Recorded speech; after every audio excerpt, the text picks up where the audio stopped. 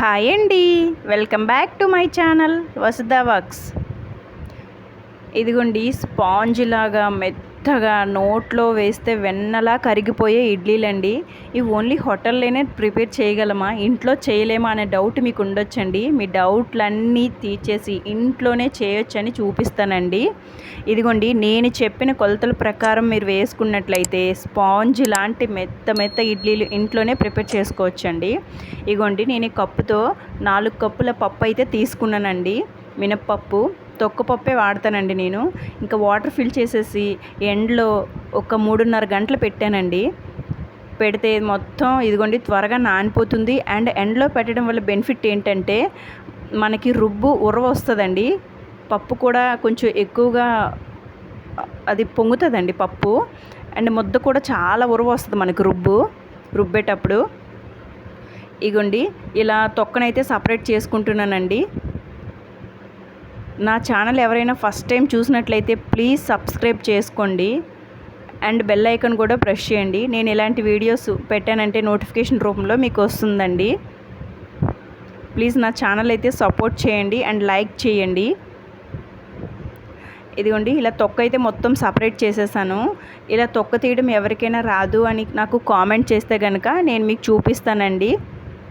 ఎలా చేయాలి ఏంటనేది వీడియో చేసి పెడతాను. ఇదిగోండి తొక్క సపరేట్ చేసిన తర్వాత ఇలా అటు ఇటు కొంచెం వేస్తూ ఉంటే ఇసుక కూడా అడుగులో ఉండిపోతుందండి. ఇదిగోండి లాస్ట్లో ఇలా వాటర్ ఎంతవరకు ఉంటుందో అలా ఉంచుకోవాలండి.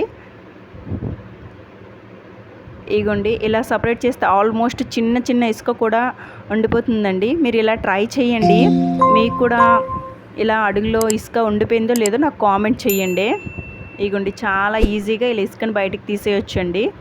నాకైతే కొంచెం ఇసుకే ఉంది పప్పులో. ఇదిగోండి ఇలా సపరేట్ చేసిన తర్వాత ప్రక్కన పెట్టుకొని గ్రైండర్ అయితే వేసేసానండి.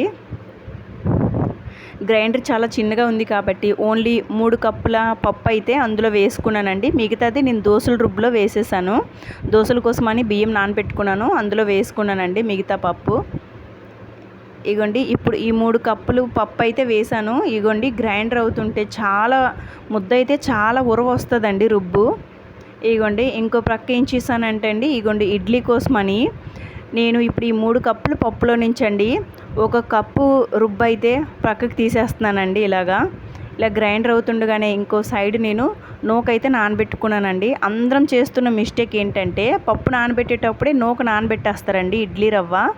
అలా నానబెట్టకూడదండి. అలా చేస్తే చాలా మెత్తగా అయిపోతాయి ఇడ్లీలు, ముద్దలాగా వస్తాయండి. నేను గ్రైండర్లో పప్పు వేస్తున్నప్పుడే ఈ నూకని ఇలా కడిగేసి ఇలా డబ్బాలో తీసుకున్నానండి.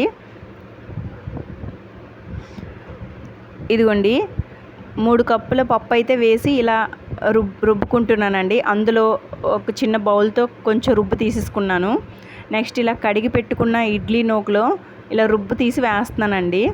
వేసి ఇలా బాగా మిక్స్ చేయాలండి. ఇలా మిక్స్ చేసేటప్పుడు మన చేతికి రుబ్బు కంటే కొంచెం నూక టచ్ అవుతూ ఉంటుందండి. ఇగోండి ఇలా టచ్ చేస్తుంటే నూక టచ్ అవుతూ ఉంటుంది. ఇంక ఇందులో కొంచెం రుబ్బు విడిచిపెట్టేసి దోశల కోసం ఉంచిన బియ్యము పప్పు అయితే వేసేసానండి. ఇదిగోండి ఆల్మోస్ట్ మనం 2 కప్పుల పప్పు తీసుకున్నాము అంటే 6-7 కప్పుల వరకు నూక అయితే వేసుకోవచ్చండి, చిన్న నూక. అదే పెద్ద నూక అయితే 4.5 కప్పులు అయితే వేయాలండి. హోటల్లో ఆల్మోస్ట్ చిన్న నూకనే వాడతారండి. ఇదిగోండి నెక్స్ట్ దోశలకి రుబ్బు అయితే వేసేసానండి. నేను 1 వీక్ సరిపడే రుబ్బు అయితే వేసుకుంటానండి వీక్లీ వన్స్. అండ్ ఇంకొక విషయం ఇక్కడ ఏంటంటే అండి, గ్రైండర్ క్లీన్ చేయాలంటే చాలా బేజార్ వస్తుందండి చాలామందికి. ఇదిగోండి ఇలా పట్టుకొని రుబ్బంతా వంచేసుకున్నానండి డబ్బాలోకి. రుబ్బంతా వంచుకున్న తర్వాత ఇగోండి మళ్ళీ గ్రైండర్కి పైన క్లిప్ ఫిక్స్ చేశానండి. చేసి కొంచెం లైట్గా వాటర్ వేస్తూ గ్రైండర్ ఆన్ చేశానండి. ఇగోండి